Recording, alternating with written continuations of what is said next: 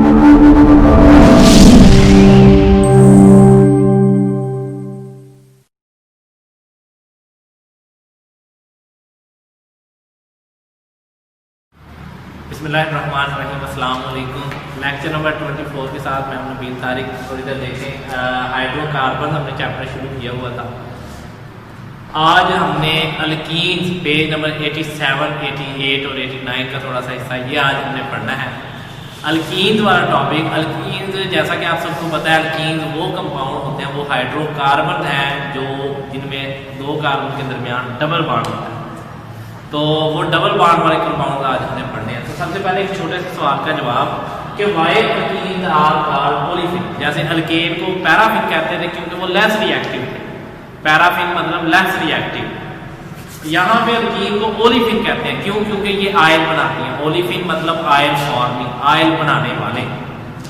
जब इन्हें आप हैलोजेंस के साथ मिलाते हैं तो ये आयल बनाती हैं, आयली प्रोडक्ट्स बनाती हैं, इसलिए हम कहते हैं कि ये ओलिफिन है।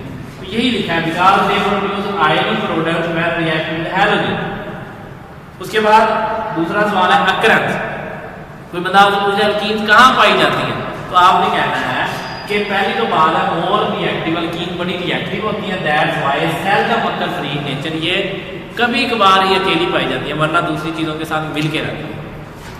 लोअर अल्कीन का मतलब छोटी अल्कीन, इथीन, प्रोपीन, ब्यूटीन, वो वाली। फाउंड इन नेचुरल गैस, ये सुई गैस में पाई जाती है।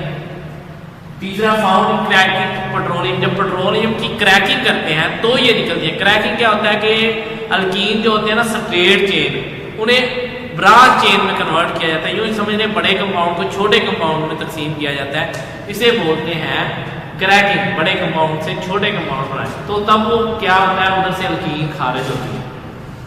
अब आगे अल्कीन की प्रिपरेशन।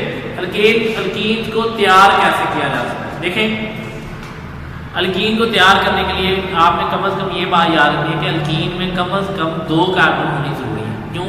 क्योंकि डबल बॉन्ड दो कार्बन के दरमियान हो सकता है।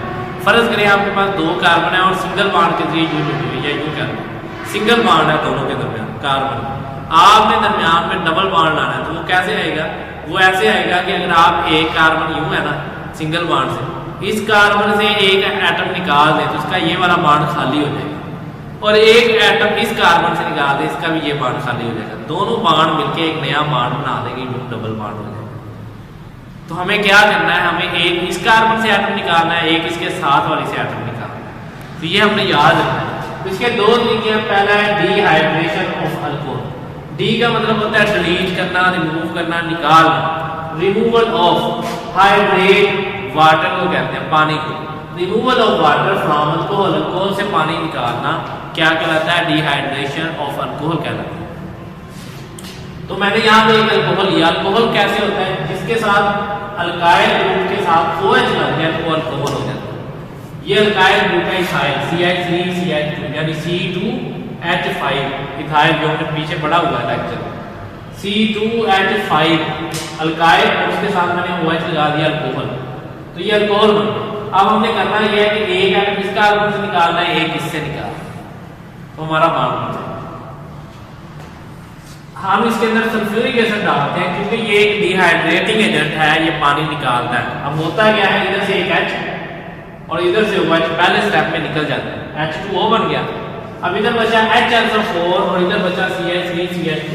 ये दोनों आपस में मिलकर CH3CH2 और HSO4 बन जाता है, बॉन्ड बन जाता है। यानी यहाँ से OH निकला था, वहाँ HSO4 लग जाएगा। इधर से एक H और OH निकल गया, H2O बन गया, इधर बचा HSO4, वो इसकी जगह पे लग गया।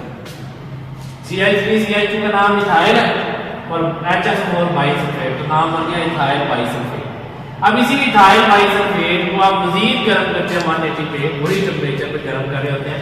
तो क्या होता है, पहले इस कार्बन से निकला है ना OH, अब इसके साथ वाले की बात है, इसके साथ ये कार्बन है, इसके पास 3 H है, एक H निकल के इस HSO4 से मिल जाता है और H2SO4 दोबारा बन जाता है। लेकिन यहाँ CH2 बच गया, इधर भी CH2 बच गया। एक बॉन्ड इसका खाली, एक इसका खाली, तो दोनों दरमियान में एक नया बॉन्ड बन जाएगा, एक पहले था एक नया बॉन्ड, डबल बॉन्ड हो जाएगा। तो ये इथीन बन गई। तो कैसे बनी है? एक एटम इसके साथ से निकाला, एक एटम इसके साथ से निकाला, साथ में जो दो कार्बन है एक इधर से निकालना है, एक इधर से, फिर डबल बॉन्ड होगा। अगर आप ट्रिपल बनाना चाहते हैं तो 2 इधर से निकालें, 2 इधर से निकालें। D hydro hydrogenation of alkyl hide में दूसरा तरीका है। डी का मतलब रिमूवल ऑफ हाइड्रोजन को कहते हैं। हाइड्रेट हो तो पानी, हाइड्रो हो तो hydrogen. Removal of hydrogen and halogen, आगे हैलोजन भी लिखा है। हाइड्रोजन भी निकालनी है और हैलोजन भी निकालनी है। किससे? Of alkyl hide. Alkyl hide के यही इथाइल लेके यहाँ पे भी, यहाँ OH लगाया था, यहाँ Cl लगा दे, कोई हैलोजन लगा दे, ब्रोमीन भी लगा सकते हैं। जब भी आप डीहाइड्रोजनेशन करें, याद रखना है कि अल्कोहलिक KOH डालना है। इसकी मौजूदगी में हमेशा डीहाइड्रोजनेशन होती है। होगा क्या?